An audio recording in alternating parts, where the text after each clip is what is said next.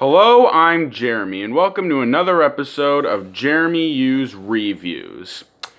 When adapting a source material, such as a movie or show, I believe that you should remain as faithful to the show or movie as possible.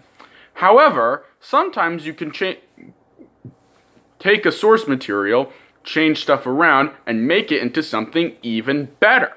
A good example of this is today's subject, the Inspector Gadget movie. John Brown is a naive security guard who's in love with Brenda Bradford, the daughter of Artemis Bradford, who runs the facility John works for. However, Artemis gets killed by evil tycoon Sanford Skolex, who's basically this movie's version of Dr. Claw. While trying to catch Skolex, Brown gets killed himself and becomes the unsuspecting participant of the Gadget program, which fits him out with all sorts of bizarre gadgets and a computer chip, which is his only means of survival. With his newfound powers, Brown, now going by Gadget, aims to stop Skolex and his evil schemes. Before a million Inspector Gadget fans get mad at me for saying the movie's better than the show, let me just say that I've never actually seen the show. I literally have no opinion on it at all. The movie, on the other hand, I really enjoy.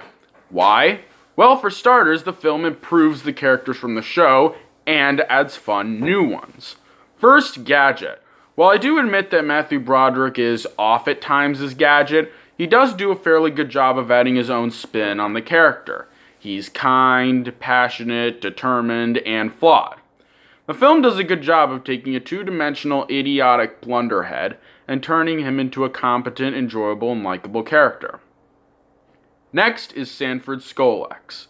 Unlike the original Dr. Claw, Sanford Skolex is a fantastic villain. He's intimidating, fun, engaging, and enjoyable. And while I could understand people calling Broderick's performance in this movie bad, you would have to be clinically insane to diss Rupert Everett's. He is fantastic. You can tell that Everett is having so much fun playing Skolex. He's overacting, chewing the scenery, and has a hamminess that rivals Phil Blumbert from Howard the Duck. He also has two really funny henchmen named Kramer and Sykes, both of which have really unique personalities and a lot of really good lines. Okay, now let's talk about the rest of the characters. First, Brenda Bradford. Brenda is a very good love interest character. She's very kind and likable and has a natural chemistry with Brown. She's a very sweet character that can stand up for herself. Unlike the series, Penny has little importance in the story, but she's very likable and played by a really good actress. The Gadget-mobile is really funny, has a lot of good... The Gadget-mobile is a really good comic relief character.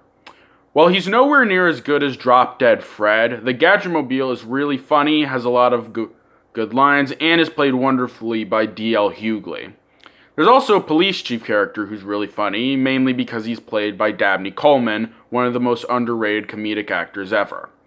Finally, there's the Robo-Gadget. Near the middle of the movie, Skolex makes an evil robot clone of Gadget, also played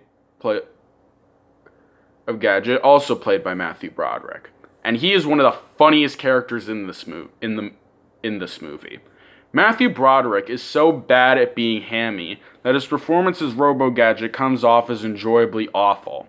He somehow manages to be more over the top than Sanford Skolex, and does a lot of funny things, including scaring a kid who wants his autograph, tricking people into thinking a dinosaur's attacking them, which even has a Godzilla reference, setting fire to an elderly man's beard, which unfortunately we don't get to see, and breaking into Dabney Coleman Chief's office by breaking the door window with his hand, grabbing the knob from the other side, and opening the door. Also, the fight he has with the real Gadget is genuinely funny and entertaining. There's funny lines and campy action, all topped off with an enjoyably stupid pun. Which brings me to my next point. This film is incredibly campy.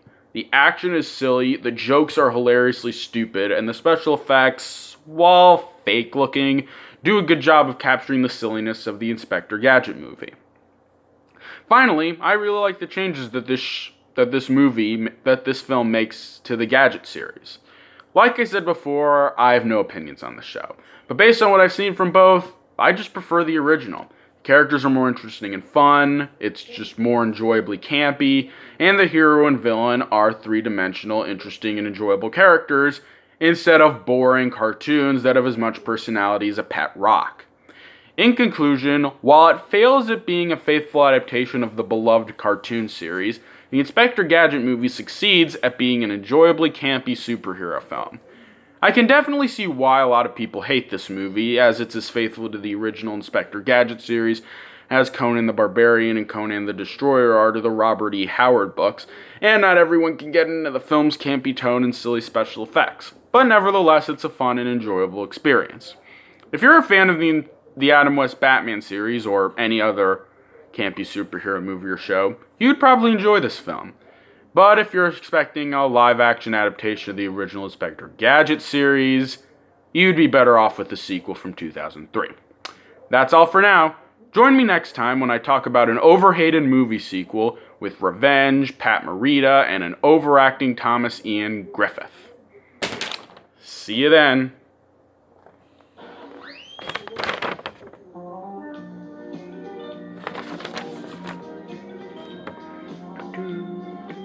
Blah, blah, blah, blah.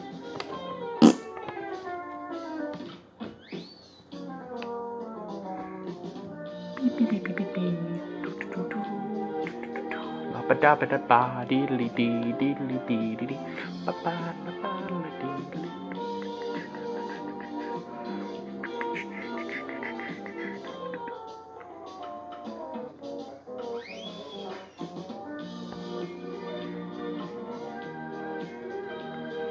Da diddly dee.